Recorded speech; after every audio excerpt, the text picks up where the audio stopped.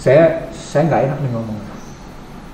Anda bilang bahwa Anda punya minyak goreng stoknya cukup karena tersedia 628.000,58 dan kebutuhannya cuma 422.000 ton per bulan. Di sini ketersediaannya 628,58 ribu ton.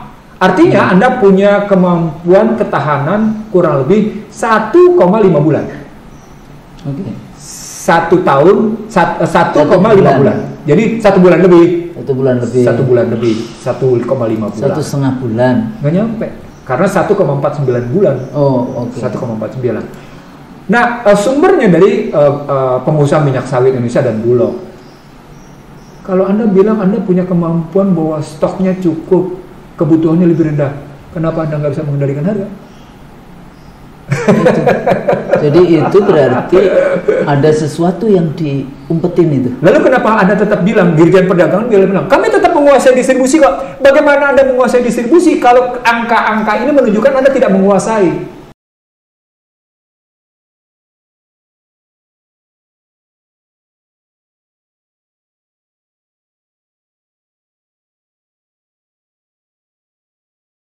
Bismillahirrahmanirrahim. Assalamualaikum warahmatullahi wabarakatuh. Waalaikumsalam warahmatullahi wabarakatuh. Seperti biasa, diskusi IC The Real Show bersama sohib saya, sahabat saya, Dr. Iksanuddin Nursi dan saya Husnul Mar'iyah. Nah, sahabat IC The Real Show, kita bahasanya sahabat atau pemirsa IC The Real Show yang mengikuti video-video IC The Real Show. Pertama-tama terima kasih. Yang kedua, ya, ikuti terus supaya kita bisa belajar bersama-sama. Yang kedua, karena ini kita memasuki bulan Ramadan, tentu saja IC The Real Show, saya dan Bang Nursi mohon maaf lahir batin ya, dengan semua kesalahan-kesalahannya selama kita bersama-sama di dalam video-video ini. Kan ada pemirsa, ada yang mengkritisi, ada yang memberikan masukan dan sebagainya, itu tentu saja terima kasih. Nah, Bang Nursi, karena ini kita memasuki bulan Ramadan ya. Kalau kita melihat bagaimana para pejabat di Republik kita ini, bagaimana sebetulnya mengurus negara yang Indonesia adalah negara dengan jumlah penduduk muslimnya terbesar di dunia, yang seringkali saya sampaikan sebagai the most populous Muslim country in the world. Nah, mengurus negara dengan dengan jumlah penduduk yang besar, dengan negara wilayahnya yang besar, dari Aceh, dari Merauke sampai ke Sabang sana, dan kemudian dari mana biasanya kita bicara dari Sangi sampai Pulau Roti, yang kayak gitu ya, di seluruh wilayah Republik Indonesia. Berbagai macam persoalan dari pendidikan, kesehatan, lapangan kerja, dan semuanya. Nah, ada kekhasan di dalam konteks kita bicara di bulan Ramadan setiap tahunnya. Terutama memang kita masih menghadapi pandemi ya, yang sebetulnya secara global ini sudah di-ease ya, sudah kemana-mana, sudah kita sekarang bisa pergi ke umroh dengan bebas dan sebagainya. Di banyak negara sudah dilepas itu semua yang namanya pandemi ya. Bahkan kalau kita lihat apa yang terjadi di video-video IC The Real Show beberapa waktu lalu tentang perang Ukraina Rusia, itu juga sudah tidak banyak bicara tentang pandemi COVID-19 ya, termasuk di Eropa Barat. Bahkan mereka Rusia juga klaim katanya menemukan banyak laboratorium bio apa istilahnya, senjata biologis yang kayak gitu di Ukraina. Jadi ini juga menjadi isu. Nah, persoalannya di dalam konteks kalau kita melihat negara kita hari ini, itu kan kita berbicara isu tentang moral etika moral dari pejabat. Bagaimana sih sebetulnya mengurus rakyat dengan baik, terutama di bulan penuh berkah Ramadan. Ah. Ya, jadi ini menarik ini, kekuasaan itu digunakan untuk apa? Iya. Apakah negara yang selalu bicara, oh kita tidak mau, jangan agama dicampur aduk, tapi tahu-tahu banyak ada beberapa dari pejabat negara mengurus urusan terawih, urusan pulang kampung dan sebagainya seperti itu. Ya, jadi mengurus negara dengan, kalau kita baca sumpah dari para pejabat itu kan demi Allah, kemudian juga melaksanakan sebaik-baiknya dan seadil-adilnya. Kalau kita bicara tugas-tugas dan fungsi itu ada adil. Nah, jangan sampai kemudian nanti umat Islam di Indonesia ini merasa ada ketidakadilan, diperlakukan tidak adil, diperlakukan tidak fair kayak gitu ya, di dalam konteks ya beginilah. Kemarin nonton motor saja nggak ada itu urusan harus pakai ABCDZ kayak gitu ya. Tapi diperlakukan pada saat rakyat ingin berdoa kepada Sang Maha Khalik ya, jadi Sang Maha Pencipta untuk keberkahan negara ini kayak gitu kan. Nah, di sini letaknya kita bicara tentang bagaimana kekuasaan dilaksanakan dan apa yang harus dilaksanakan, harus difasilitasi, harus dilayani oleh pejabat publik ini ya. Dari mulai cara kita berkomunikasi dengan rakyat, di situ ada moral etik, ada public etik yang harus dilakukan ya. Jadi kekuasaan penguasa jangan hanya menggunakan hukum pasal-pasal tapi tidak ada rohnya di dalamnya kayak gitu ya. Bagaimana yang Bang Nursi dulu seringkali bicara tentang sosiologi hukum, misalnya seperti itu. Nah, menjelang bulan Ramadan ada kekhasan yang tadi saya sampaikan di dalam pelaksanaan bulan Ramadan itu bagi umat Islam di Indonesia.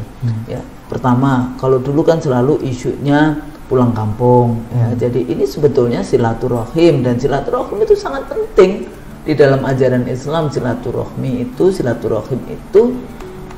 itu juga membawa berkah tersendiri bagi masyarakat kampung yang bekerja di kota-kota bahkan di luar negeri. Pulang kampung biasanya tentu membawa oleh-oleh, membawa jadi tingkat juga ekonomi menjadi hidup lagi di desa-desa kayak gitu kan, membawa kebahagiaan tersendiri.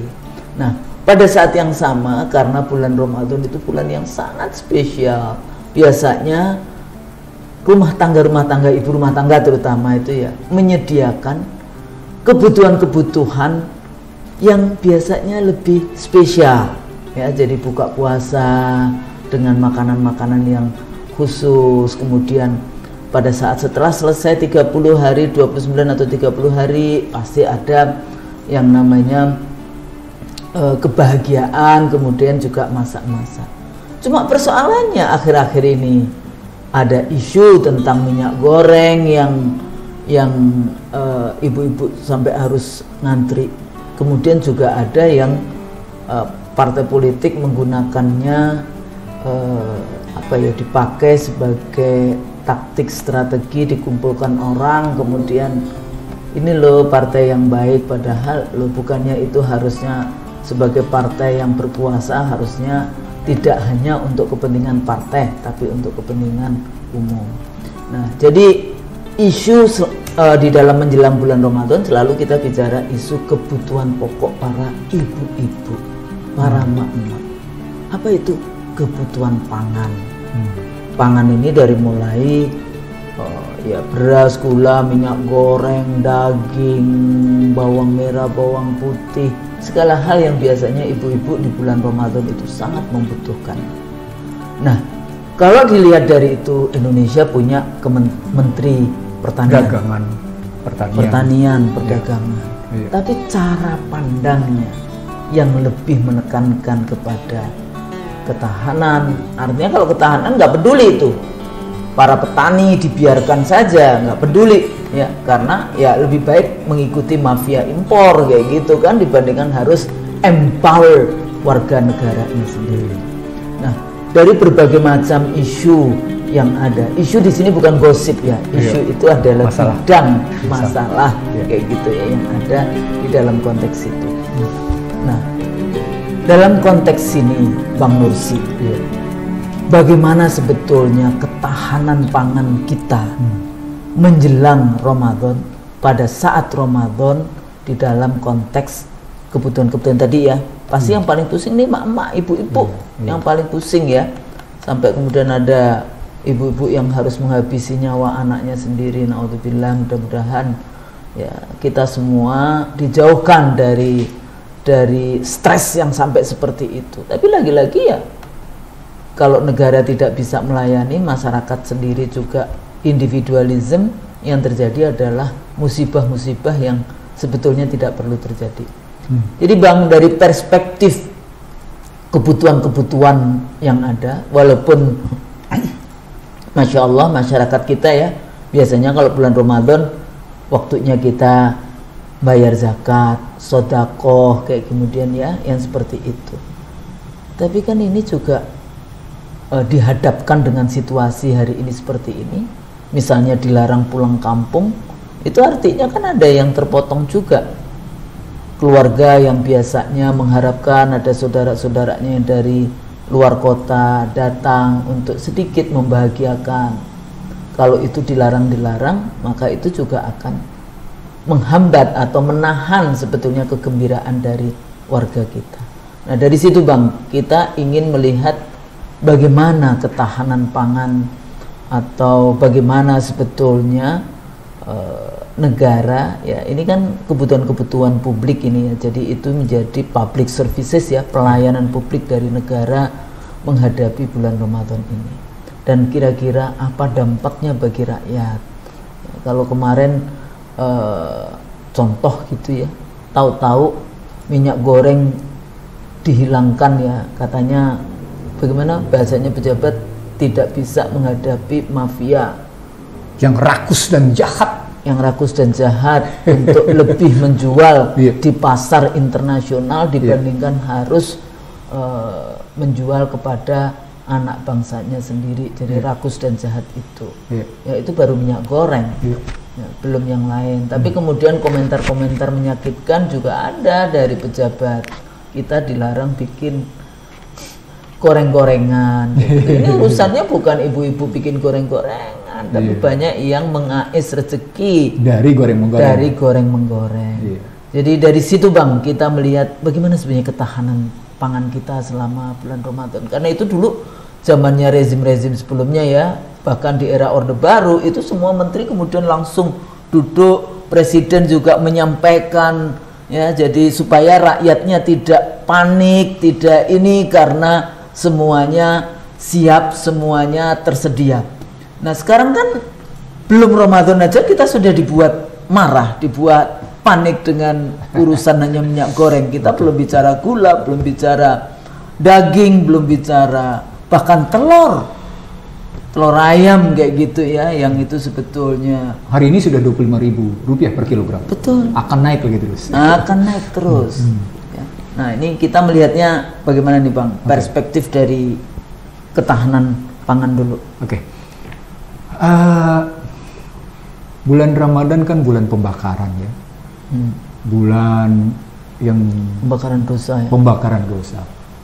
Lalu bulan yang juga bulan kesabaran, yang kemudian disebut oleh hadis sebagai bulannya Allah Subhanahu wa Ta'ala, karena itu relasi kejujuran seorang hamba dengan dirinya dan dengan Allah gitu. Iya, puasa. Tapi pada saat yang sama, selain bulan penuh dengan kejujuran, ini juga bulan yang diminta untuk saling peduli terhadap satu sama lain. Jadi bulan berbagi, tapi sekaligus bulan kesabaran, tapi sekaligus bulan pembakaran, sekaligus bulan pengampunan, sekaligus bulan yang lebih baik dari 1000 bulan. Gitu kan? Tuh. Nah, dari Lailatul Qadar. Iya, Lailatul Qadar.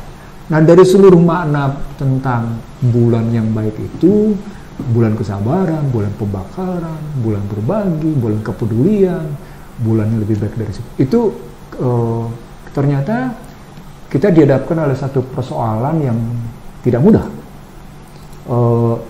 Saya misalnya di 2019 sebelum Pilpres, saya berdiskusi dengan 4 instansi, dengan pejabat dari BPS, dengan pejabat dari Bappenas, dengan pejabat dari Menko Perekonomian, juga dengan pejabat dari Menteri Kementerian Pertanian.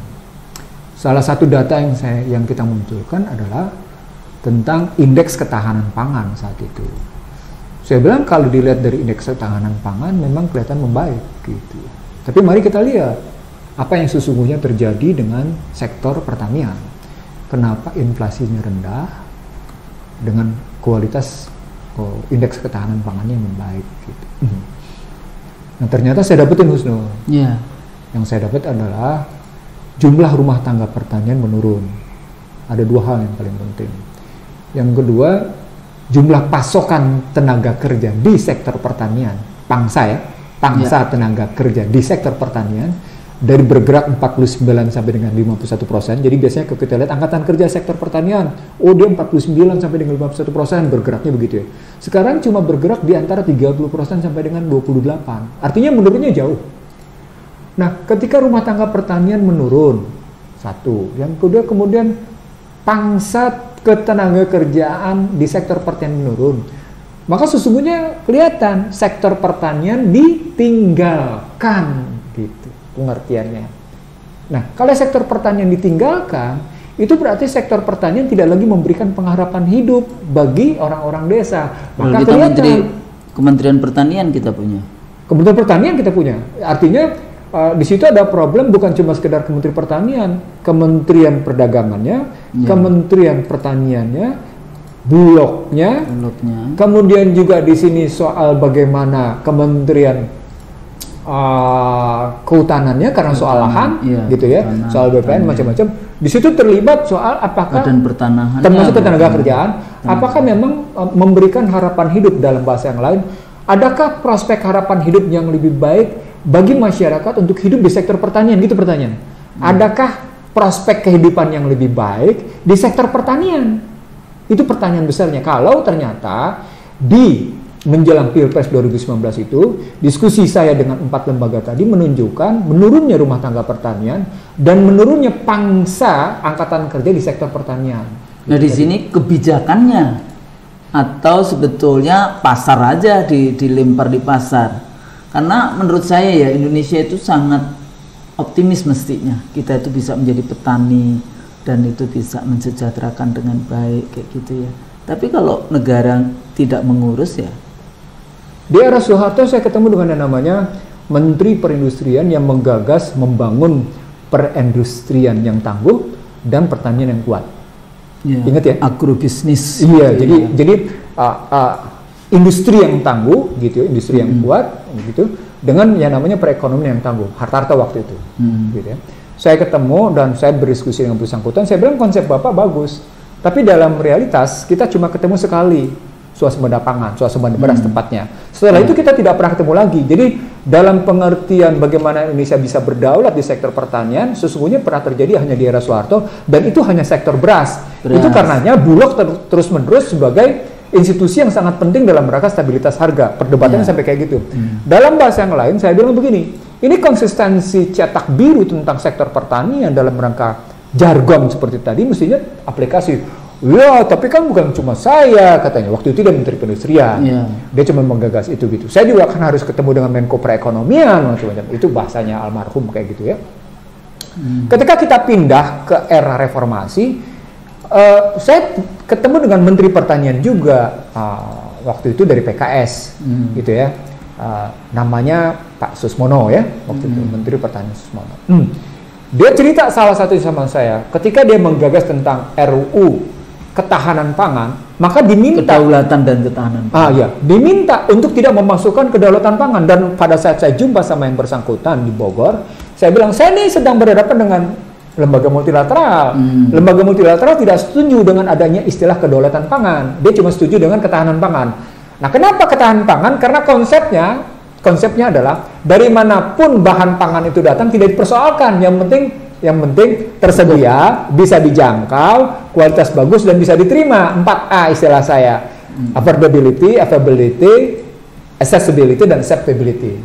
4A itu tadi. Kalau pakai terjemahannya The Economist, dia bicara tentang affordability, quality of safety, dan kemudian natural resources gitu ya.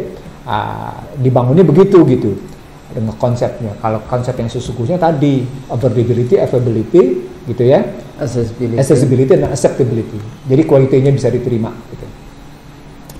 Nah, disitulah muncul istilah kedaulatan pangan. Nah, pertanyaan besarnya, kalau kita lihat angka-angka yang muncul di ketahanan pangan seperti itu, maka gimana posisi Indonesia?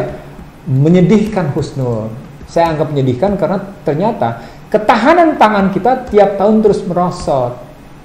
Ini masalah ketahanan ya. Ketahanan, bukan kedaulatan. Bukan dong. Apalagi kedaulatan. Ketahanan pangan kita terus merosot. Nah, per 2021 yang kemudian kemarin diterbitkan tahun lalu, kali yang tahun ini belum terbit, negara-negara yang punya posisi 15 terbaik itu adalah Irlandia, Australia, United Kingdom, Finlandia, Switzerland, Netherlands, Kanada, Jepang, Prancis, Amerika, Jerman, Israel, Swedia, dan kebayang nggak? Cekoslovakia, Czech Republic gitu ya. Czech Republic itu tetap yang terbaik loh. Karena angka yang termasuk dari 15. Tapi begitu masuk ke posisi Asia, maka muncul negara kecil itu justru negara yang paling tinggi ketahanan pangannya. Siapa itu? Singapura. Dengan skor 77,4 gitu ya. Walaupun si Singapura ini paling jelek dalam posisi sumber daya, tapi dia tetap yang terbaik dari posisi ketahanan pangan gitu ya. Siapa yang kedua Asia yang terbaik berikutnya di Asia Tenggara tepatnya? Malaysia di posisi 39. Kalau tadi Singapura di posisi 15 peringkatnya, Malaysia di posisi 39 dengan skor 70,1. Yang ketiga siapa? Thailand. Peringkatnya 51 dengan skor 64,5. Berikutnya Vietnam di posisi 61, lalu posisi 64 Filipina. Baru Indonesia. Jadi kita dengan Vietnam, Filipina kalah. Padahal sebelumnya dalam kajian saya ketika saya rame turun ke berbagai universitas di Pulau Jawa termasuk di Sumatera dan Kalimantan, kita selalu dalam peringkat di kawasan ASEAN kalau tidak keempat kelima. Kalau enggak keempat kelima. Jadi kita belum pernah turun ke peringkat ke-6.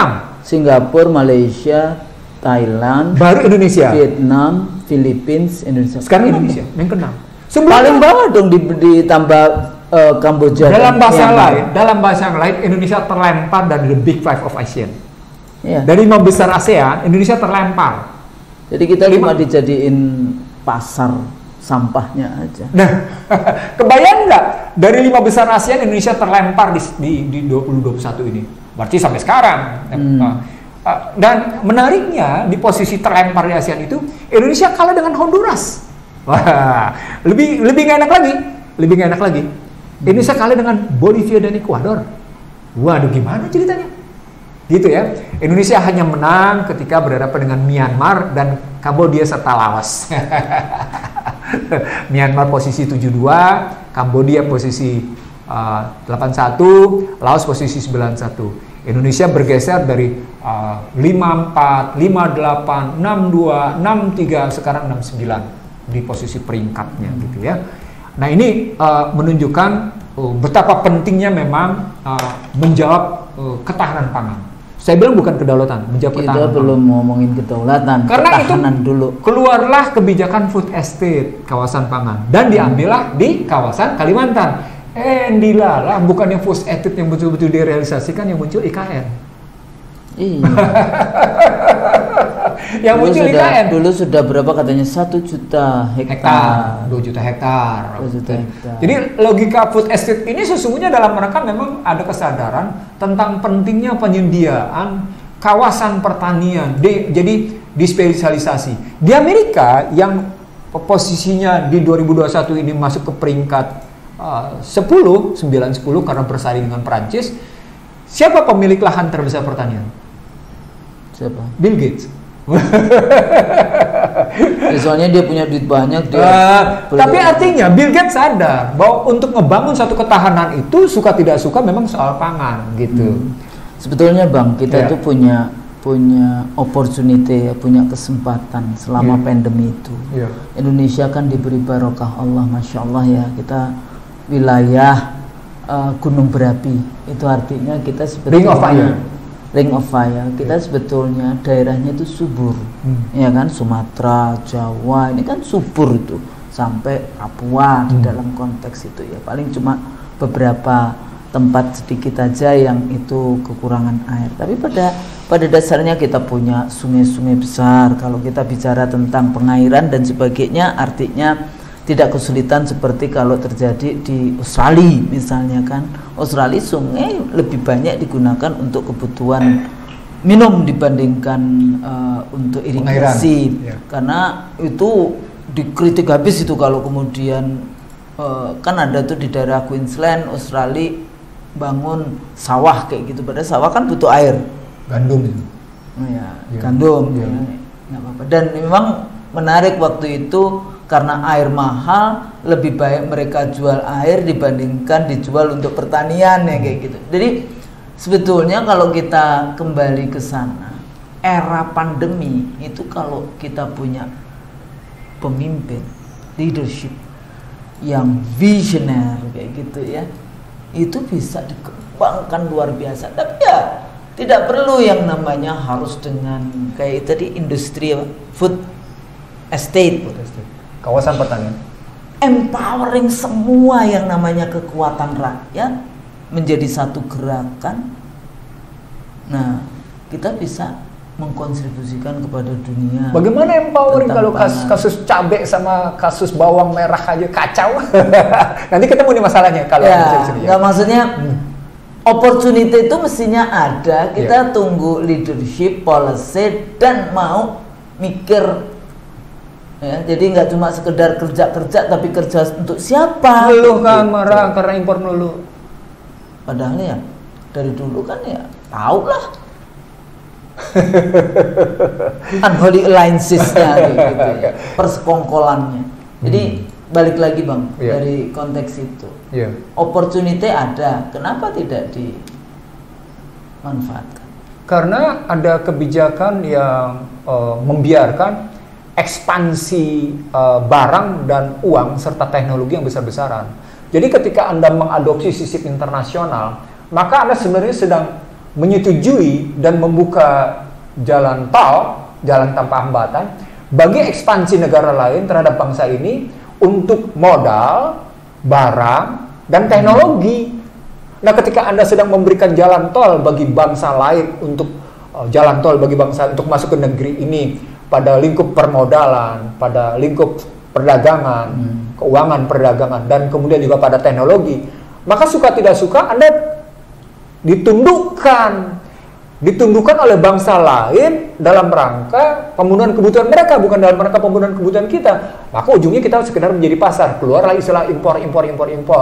Soal kesehatan misalnya, Desember 2014 sudah saya ingatkan bahwa ketergantungan kita pada asing, sektor kesehatan itu 80%. Walaupun kemudian saya dikritik angka Anda nggak akurat katanya. Maksudnya ketergantungan ini Desember 2014. Padahal kalau farmasis kemarin aku baca di majalahnya kan ada lifestyle halal itu, farmasis itu Indonesia itu bagus untuk yang halal farmasi itu. Ya tapi kecil sekali karena menurut si pihak asing itu yang mengoreksi data saya, Anda salah katanya bukan 80%, 82%. Nah kalau ketergantungan kita pada farmasi dan alat kesehatan 80% dari pihak luar, di COVID berarti ketergantungan itu bukan 82% Husnul, 100%. Naik lagi lebih tinggi. Apalagi kita bisa bikin kita ditahan, kita potong sendiri. Gitu.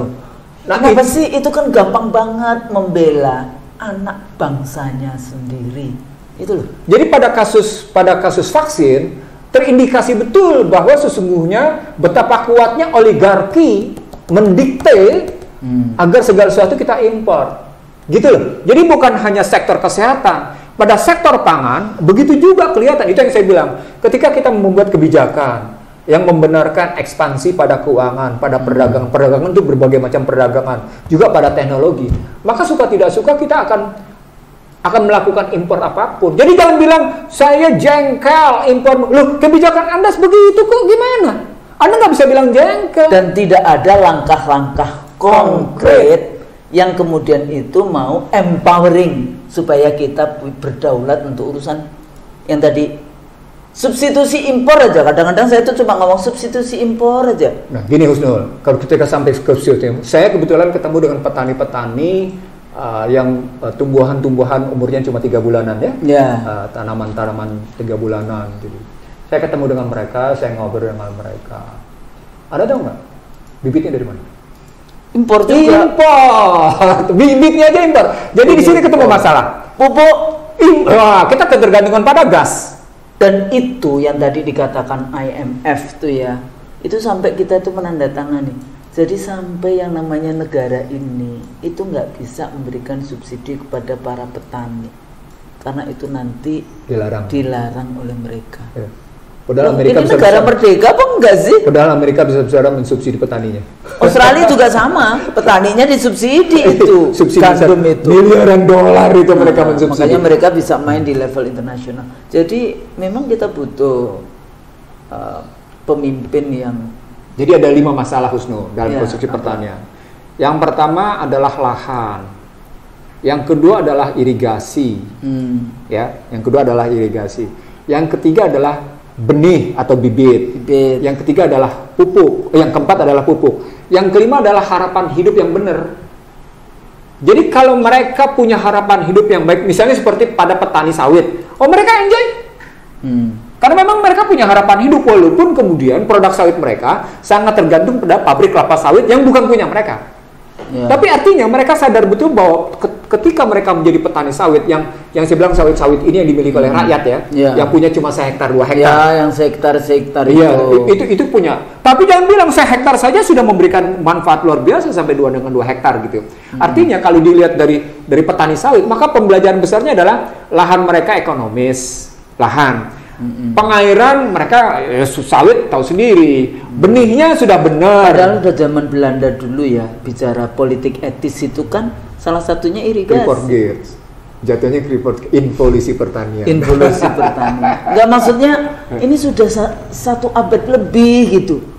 Kenapa nggak belajar gitu? Clifford Geertz dalam involusi pertanian itu menyebut ada 3 jenis pertanian di Indonesia. Ada the big farm yang dikuasai oleh Belanda itu, ada small farm yang kemudian ada orang kecil itu, dan ada yang kecil-kecil menengah itu yang peasant. Jadi bukan farmer, tapi peasant. Nah, itu ceritanya begitu kalau itu. Artinya sesungguhnya sekarang tidak bergeser. Kalau struktur petani begini, ada petani besar yang dimiliki oleh swasta, gitu ya. PTT nggak bisa bikin apa-apa, gitu ya. Ada yang kecil-kecil, ada yang sangat kecil yang tidak ekonomis yang cuma sekedar untuk bertahan hidup. Kalau kita ambil secara benar. Jadi artinya kalau pemerintah ingin memperbaiki tingkat ketahanan pangan, bereskan 5 hal ini: lahannya, irigasinya, benih atau bibitnya, pupuknya, harapan hidupnya, gitu. Jadi kayak misalnya waktu itu kan ada petani tomat, sampai harus dibuang. Kadang-kadang mungkin itu udah kecewa sekali. Cabai juga. Cabai, bawang juga. Bawang. Jadi kalau kita bawang putih itu 100% Bang, kata teman. Impor. Iya. Tapi kan banyak yang lain. Tapi ada yang kreatif juga. Kayak seperti kawan-kawan kita, saudara-saudara kita di daerah Malang ya, daerah Malang, Batu, mereka bikin semua yang buah-buah itu dia keripik, dia ini sampai nanas. Bayangkan nanas yang dengan tingkat juicy yang seperti itu udah bisa jadi keripik nanas dan sebagainya. Artinya sebetulnya kalau negara ini mengurus rakyatnya dengan baik, itu kan semuanya bisa mungkin. Tapi gimana mengurus dengan baik ketika BUMD DKI mau melakukan pasar murah, Kementerian Perdagangan melarang? Itu gimana? Gimana tuh? Belum ya. Artinya kelihatan dikte korporasi itu luar biasa. Ini yang dalam bahasa Iksanuddin Nursi kudeta korporasi. Kita sudah bahas itu ya. Iya. Balik lagi Bang ke yang pertanian tadi. Jadi apa saja yang sebetulnya selama bulan Ramadan ini itu yang bahasa kita yang mengkhawatirkan. Ya, jadi karena kalau bahasa mak-mak, kalau mengkhawatirkan tidak ada stok, itu artinya demand-nya tinggi. Artinya harga menjadi melambung. Nah, kalau harga melambung, sementara Covid, banyak kerjaan, banyak warga kita yang di PHK, loh, lama-lama kan jadi stres. Masih alhamdulillah kalau kemudian rakyatnya pergi ke masjid untuk sholat taraweh pun dilarang-larang. Lah ini gimana ini jadinya? Nah ini kira-kira Bang, apa saja ini pokok-pokok? Kita balik dulu ke dalam ukuran yang dibangun oleh pihak luar ya. Iya. Bahwa posisi Indonesia posisi ke-69 dengan ranking terendah itu di availability, ketersediaan, terutama pada quality and safety. Gawat ya, acceptability-nya artinya problematiknya. Yeah. Bukan sekedar di accessibility, tetapi di acceptability-nya. Quality and safety-nya rendah sekali, 48,5. Sementara ketersediaannya cuma 63,7 dan keterjangkauannya 74,9. Sehingga itu produk apa aja, Bang? Nanti itu akan kelihatan masuk di sini. Kenapa kita dapat ranking? Detailnya ya, ya rankingnya. Kita kenapa overall score kita cuma 59,2. Nah, sementara kalau dilihat ya kenapa kemudian kita masih bandingin dengan Filipina? Filipina di situ keterjangkauannya sebenarnya lebih rendah dibanding Indonesia. Tapi Anda mesti tahu bahwa safety-nya, acceptability-nya tinggi, dia jauh lebih tinggi dari Indonesia, 61,5, sementara Indonesia cuma 48,5. Dan dari segi sumber daya ternyata Filipina jauh lebih baik dari Indonesia. Kalau Indonesia dari segi sumber daya, pengelolaan sumber daya, dan dari segi bagaimana resilience-nya, itu Indonesia cuma skornya 33, tapi Filipina, ini kita bandingkan sama Filipina nih, 43,6, jauh lebih baik gitu. Kan kacau kan? Nah, kekacauan ini bisa nampak pada ini, Husnul. Nah, yang menarik di sini. Ini data per 25 Maret 2022, 8 hari sebelum Ramadan. Data mutakhir. Iya, data mutakhir yang bersumber dari Kementerian Perdagangan. Komoditasnya beras, gula pasir, minyak goreng, tepung terigu, kedelai, daging sapi atau daging kerbau, daging ayam, telur ayam ras, bawang putih, cabai, dan bawang merah. Saya nggak enak nih ngomong. Anda bilang bahwa Anda punya minyak goreng, stoknya cukup karena tersedia 628.058 dan kebutuhannya cuma 422.000 ton per bulan. Di sini ketersediaannya 628,58.000 ton. Artinya Anda punya kemampuan ketahanan kurang lebih 1,5 bulan. Oke. 1 tahun 1,5 bulan. Jadi 1 bulan lebih. 1 bulan lebih. 1 bulan lebih. 1,5 bulan. 1,5 bulan. Nggak nyampe. Karena 1,49 bulan. Oh, oke. 1,49. Nah, sumbernya dari pengusaha minyak sawit Indonesia dan Bulog. Kalau Anda bilang Anda punya kemampuan bahwa stoknya cukup, kebutuhannya lebih rendah, kenapa Anda nggak bisa mengendalikan harga? Itu. Jadi itu berarti ada sesuatu yang diumpetin itu. Lalu kenapa Anda tetap bilang, Dirjen Perdagangan bilang, kami tetap menguasai distribusi kok. Bagaimana Anda menguasai distribusi kalau angka-angka ini menunjukkan Anda tidak menguasai?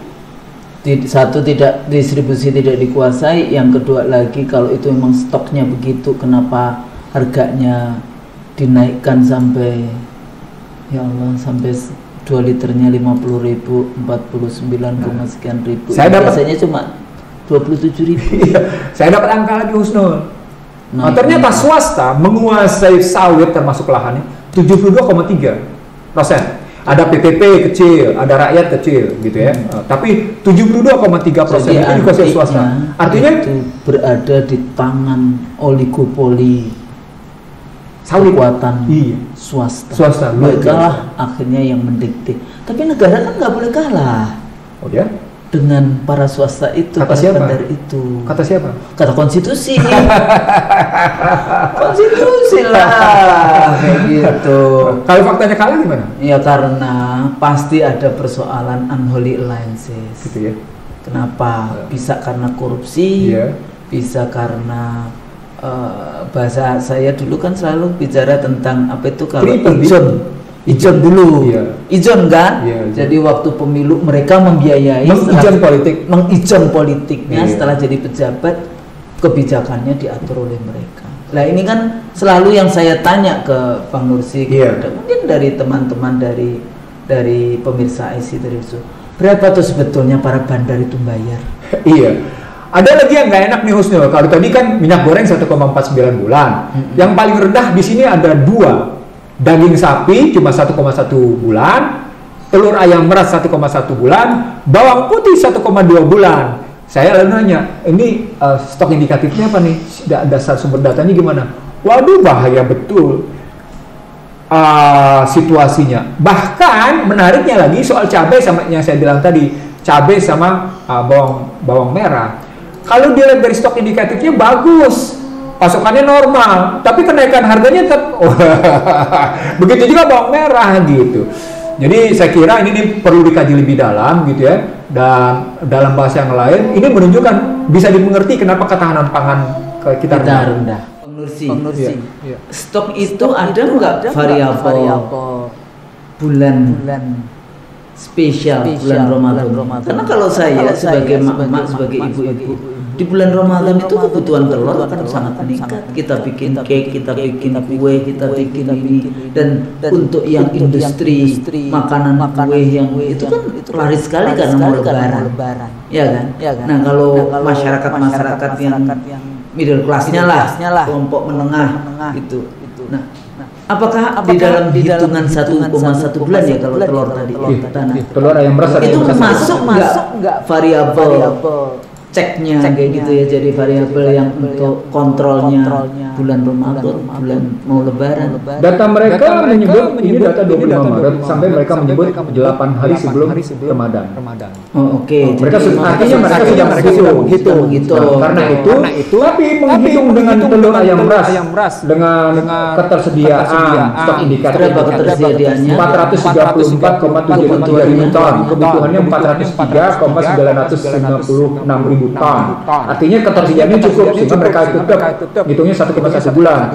Dalam praktek per hari ini saja yang saya tahu harga telur sudah mencapai 25.000. Ini belum masuk Ramadan belum masuk Ramadan. Menjelang Ramadan. Iya, kemarin sebelumnya, nih saya ngecek pasar loh, Jadi nggak sembarangan. Betul-betul saya pergi ke pasar dan saya lihat, oh, Papa sudah 25.000. Saya juga ke pasar sendiri, Bang.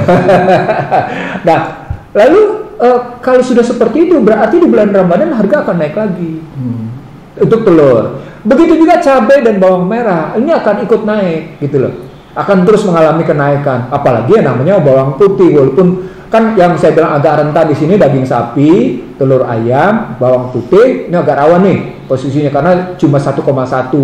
Yang agak memadai di sini kelihatan ini sini beras ketersediaannya sampai 10,5 bulan. Jadi 10 bulan itu cukup nih di pasar induk nih. Datanya laporan manajerial Bulog, terus dilihat ini stok indikatif Bulog posisinya, lalu kemudian mereka lihat pasar induk bahkan penyaluran 10 hari ke depan selesai. Jadi artinya kalau dibalik ke sini kita bisa paham kenapa menurut Global Food Security Index indeks ketahanan pangannya kita merosot karena ini mainan cuma begini angka-angkanya. Nah, kalau angka-angkanya seperti ini, maka problemnya menjadi sesungguhnya tidak ada prestasi pertanian yang cukup membanggakan, Husnul. Itu. Jadi balik lagi artinya kalau kita mau evaluasi, pertama, berapa sih anggaran APBN untuk Kementerian Pertanian? Yang kedua, mereka ini kan punya ahli-ahli yang luar biasa. Saya dulu pernah ada teman juga yang sampai doktor, kuliah di luar negeri. Nah, apa sih yang kembangkan? Yang berikutnya lagi misalnya isu garam aja, kan 95% impor. Bawang putih itu katanya 100% impor.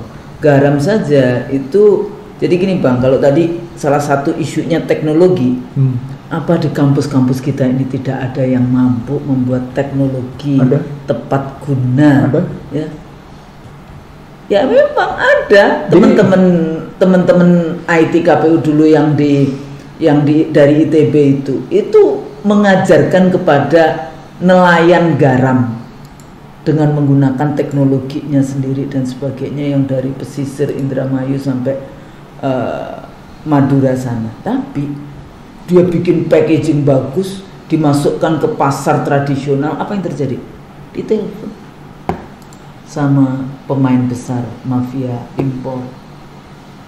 Jadi akhirnya bicara tentang keamanan diri dia juga itu menjadi tantangan kalau kita masuk ke dunia apa yang kayak gitu.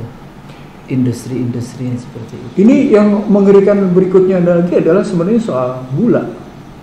Walaupun mereka bilang mereka punya ketahanan sampai dengan 2 bulan lebih sedikit, ya.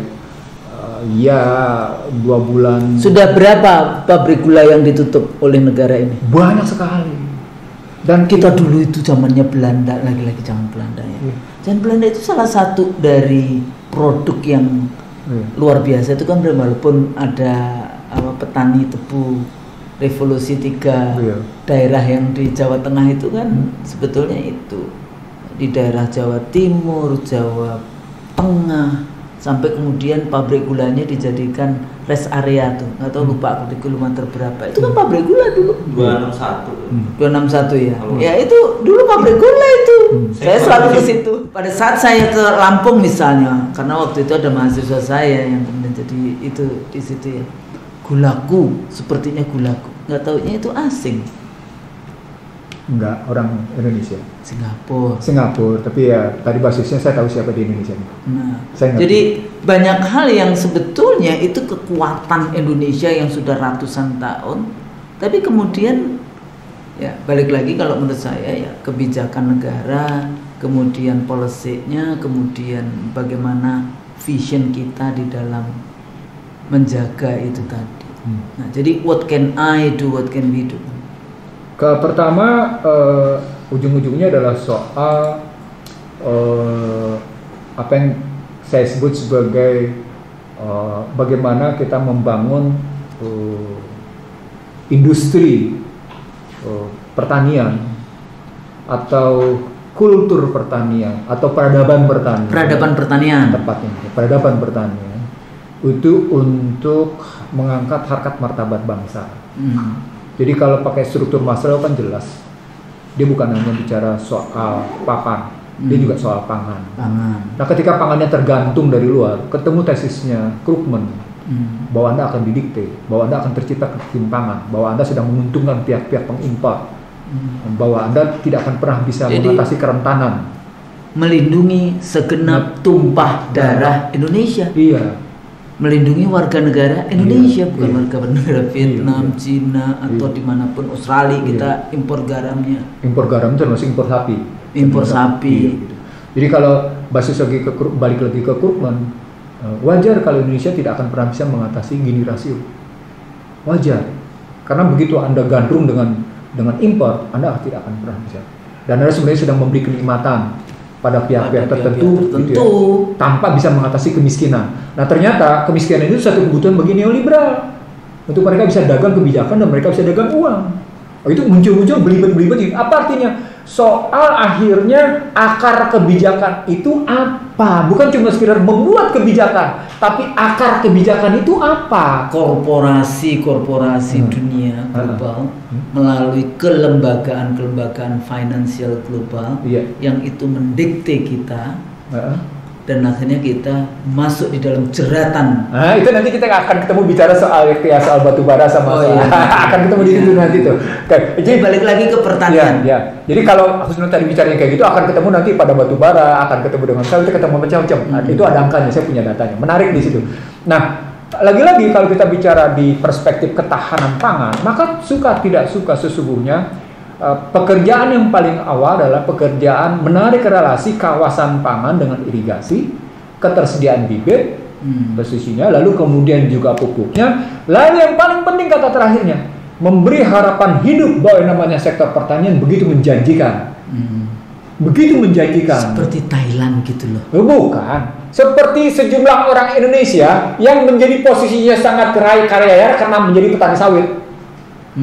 Kalau pakai data-data yang beredar, ketemulah nama Martua Sitorus, ketemulah keluarga Sampurna, ketemulah namanya lagi Antoni Salim, ketemulah namanya lagi Teddy P. Rahmat, ketemu itu kan semuanya petani sawit. Gimana harusnya? Dan itu dia petani sawit, petani berdasi, menguasai lahan-lahan dengan cara-cara itu juga ada penggusuran rakyat. Oh iya pasti. Lokal. Enggak, saya ingin artinya begini. Kayak gitu masih dapat lagi subsidi dari negara. Sementara petani yang 0,2 hektar nggak boleh dapat ini, nggak bisa utang bank, mereka bisa bikin bank. Ya. Ini nggak bisa kan? Iya. Bagaimana? Tanahnya diagungkan, ada yang mengagungkan 5 juta hektar diagungkan ke bank, akhirnya bisa utang ke bank. Padahal tanahnya milik negara, milik rakyat. Ya itu tadi karena dibebaskan, dikonsesikan untuk mereka gitu. Jadi lagi-lagi ya, ini soal tadi akar kebijakan. Jadi bukan cuma sekedar pembuatan kebijakan, tapi akar kebijakan itu apa sesungguhnya? Root of public policy-nya, istilahnya. Maksudnya Pancasila ya? Iya, harusnya begitu. Ya paling tidak takut sama Tuhan, beradab, iya. untuk persatuan Indonesia harus dimusyawarahkan dan untuk keadilan seluruh sosial bangsa gitu. Tidak cuma keadilan bagi segelintir manusia. Jadi artinya saya ingin mengatakan ke pemirsa IC dari show, jangan membenarkan bahwa adalah persoalan penyakit tahunan bahwa setiap Ramadan harga-harga naik. Ini pembenaran atas keserakahan. Ini pembenaran atas kerakusan. Ini pembenaran atas ketidakjujuran. Ini pembenaran atas ketidakmampuan pemerintah menstabilitaskan harga. Ini ketidakmampuan pemerintah secara sistemik dari mulai sumber daya, produksi, dan distribusi. Itu poin maksudnya. Jadi jangan bilang, wah biasa bulan puasa harga naik. No. Akar masalahnya nggak selesai. Dan sebetulnya selalu bicara kerja, padahal itu juga simbol dari ketidakmau kerjaan mereka untuk ngurus rakyat.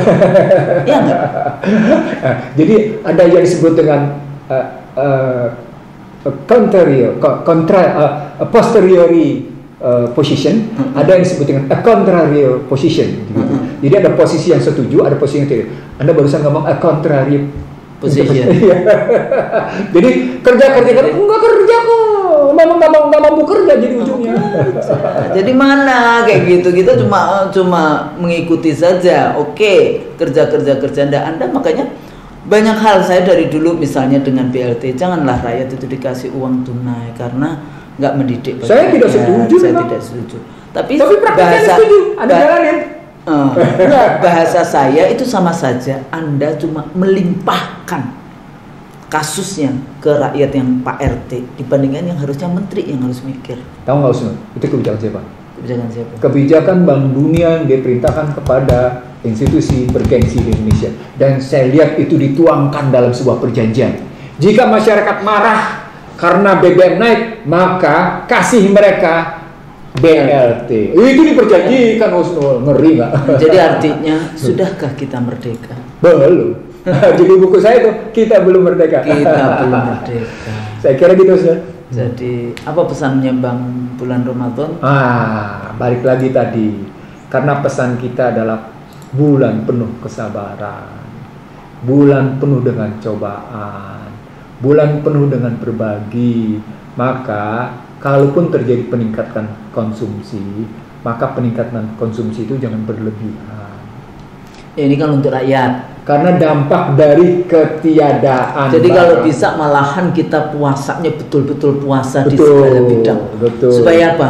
Supaya biar itu para bandar-bandar itu itu ya silakan aja. Nanti kalau teori ekonomi itu semakin tinggi demand, kemudian supply-nya terbatas, maka harganya dinaikkan. Saya terusin Husnul, yang disebut dengan benar-benar puasa itu dialami oleh Rasul. Karena beberapa kali peperangan yang dilakukan Rasul itu justru di bulan puasa. Coba sampai perutnya Rasul dikasih batu itu pada saat. Coba kebayang nggak? Jadi artinya sesungguhnya betul-betul dipahami sebagai upaya membangun kesabaran. Nah ternyata disebut dengan membangun kesabaran itu membangun keteguhan, ngebangun ketangguhan jiwa, membangun keteguhan pemikiran, tapi saatnya sama terhadap sesama, ngebangun keteguhan. Udah. Jadi daripada kita makan nggak jelas kayak gitu, lebih baik kita kasihkan ke tetangga kita yang miskin, yang kayak gitu-gitu kan, anak yatim dan sebagainya, itu jauh lebih nyaman. Atau kita beli makanan-makanan sembako tadi kita berikan yang kayak gitu-gitu. Nah, saya kira itu dilipat gandakan nanti. Iya, saya kira memang untuk muslim yang berlebih inilah periode tepatnya inilah momen paling pas untuk wa mimma razaqnahum yunfiq. Kita realisasikan wa mimma razaqnahum yunfiq ini kita wujudkan habis-habisan di sini karena begitu banyak Husnul kemiskinan itu meningkat. Walaupun BPS menyatakan kemiskinan menurun, cuma tinggal 26,05 juta, tapi angka perceraian disebabkan gugat cerai. Gugat cerai artinya perempuan yang menggugat. Itu 2/3. Sementara 1/3 itu gugat talak. Artinya kemiskinan naik kok semua. Karena biasanya perempuan udah nggak mau problem ekonomi. Artinya bahasa yang lain, ini dihadapi oleh Muslim dalam situasi sekarang. Sama seperti kita bilang luruhnya keluarga, runtuhnya negara. Kan kita pernah bicara. Nah itu ternyata jadi sekarang kenyataan. Kemiskinan menurun tapi angka perceraian naik, di tengahnya namanya problem kenaikan harga-harga. Means pemiskinan struktural. Ya. Artinya kalau sudah bicara struktural itu posisi negara, baik yang di eksekutif maupun yang di legislatif. Ingat, Ramadan sebetulnya bulan berkah. Ya, bulan kita memohon ampun kepada Tuhan. Urusin rakyatmu dengan baik, dengan adil, dengan jujur, ya. Jangan rakus, jangan greedy, jangan apa satu lagi, rakus dan apa katanya? Rakus, greedy, main persepsi. Main persepsi itu kan harga persepsi. Harga semuanya yang seperti itu untuk apa? Untuk kemaslahatan bangsa ini, untuk baldatun thayyibatun wa rabbun ghafur. Ya, saya pikir itu mudah-mudahan diskusi kita. Tapi pesan nih ya, pemirsa, kasih tahu pemirsa IC dari Show, puasa betul-betul kita harus berpuasa supaya kita mendapatkan barokahnya. Dapatin Lailatul Qadar. Dapat Lailatul Qadar, amin insyaallah. Amin. Kayak gitu ya.